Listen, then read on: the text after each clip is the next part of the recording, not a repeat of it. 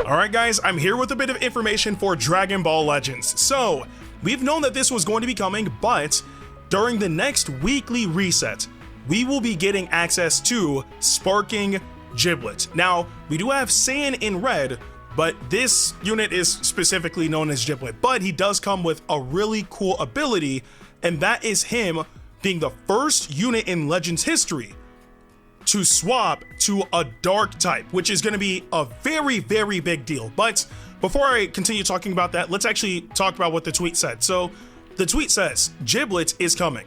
Giblet can switch to Element Dark with the main ability. Plus, restore your Vanishing Gauge by 100% and nullify enemy special cover changes for 10 timer counts.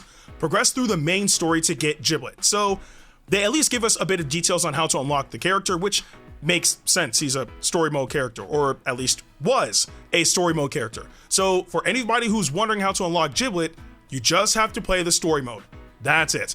Now, up to which part in the story, unfortunately, we don't know as of right now, but just play the story, and I'm pretty sure you guys will knock out the mission to be able to unlock Giblet. We'll find out once weekly reset happens, but to explain how big of a deal this really is, Giblet, or at least Sparking Giblet, is the first singular unit. I have to emphasize that, because again, there are tag units in the game that can do this, but he's the first singular character unit that is able to change his element factor at will, right? Obviously, the at will part being the main ability.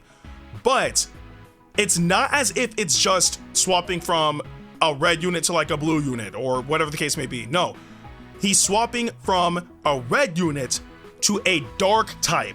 That's a very big deal. Now, why is that a big deal? It's a big deal because there are 5 main element factors in Dragon Ball Legends: red, blue, green, purple, and yellow. And each element factor has an advantage and a disadvantage. But there is one element factor that has never been accessible outside of story mode that has an advantage guaranteed amongst all 5 of those. And that is the dark type. It is the only element factor in the game that has an advantage against the 5 normal element factors. So that means that no matter which unit you bring in, with some exceptions, and I will explain that in a bit, no matter what unit you bring, if Giblet goes in and he pops his main ability, it doesn't matter who you swap to or whatever unit you try to bring in apart from a select few, he will always have element factor advantage. Always. Now, I did say that there are a select few characters and there are a select few scenarios that will mitigate that, right? Obviously, one scenario that can mitigate that would be characters that can become element neutral under certain circumstances. So whether it's damage sustained or just generally becoming, element neutral or whatever the case may be, then of course they will become neutral against Giblet. Never advantageous. It is impossible. But when it comes down to units that can keep him in check, it would be another Giblet, right? But specifically when Giblet transforms, because for example, if I'm using Giblet and my opponent is using Giblet, my Giblet has transformed, but my opponent's Giblet hasn't yet, then my Giblet unit would have advantage against theirs because it would be a dark type against a red unit. But if the opponent's Giblet were to transform, then we would both be neutral against each other. But there is one side benefit that comes from Giblet being a dark type, and it's the fact that Shallot benefits from this, because for the first time ever, Shallot will finally have the opportunity to have an element factor advantage in PvP. This has never been possible since the beta, right? I gotta specify that. This has never been possible since the beta, because Shallot is a light type, but light types only have one element factor advantage, and that's against dark types. So it finally adds some sort of counterplay for Shallot to utilize against a unit in PvP. But again, even though Shallot does have the ability to have an element factor advantage against Giblet, Shallot also still remains neutral against everybody else. He has absolutely no element factor disadvantage. So it's gonna be interesting to see how all this plays out, especially because, again, it's our very first dark type. This is a big deal, right? And not only that, his abilities sound solid. Again, being able to pop your main ability and you swap from a red unit to a dark type, you get your entire vanishing gauge back, which is always going to be a good ability. It always will be, because let's say that you're in a scenario where maybe you're last man standing and the opponent they haven't used Rising Rush yet, or they're trying to hit you with their ultimate and trying to land LF, or whatever the case may be, and you vanish through maybe a tackle or whatever. You pop your main, you turn into a dark type, and more often than not, obviously apart from certain circumstances, you're gonna have element factor advantage, and you get your entire vanish back. So if they think that they have you in check and they pop that ultimate attack, or they use Rising Rush, you vanish out of the way and you're safe, right?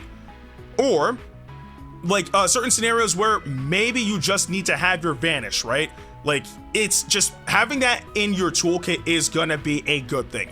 And then of course, on top of all of that, you also nullify enemy special cover changes for 10 timer counts, which means that let's say that you were in the previous scenario, you vanish out the way, you pop your main, you vanish again, but you manage to catch your opponent in a combo, and your opponent has more than one unit alive.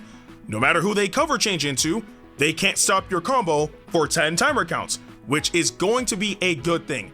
And one solid thing about Giblet is the fact that there's one tag that he's going to be on that's going to work very, very well for him, and that's the Saiyan tag.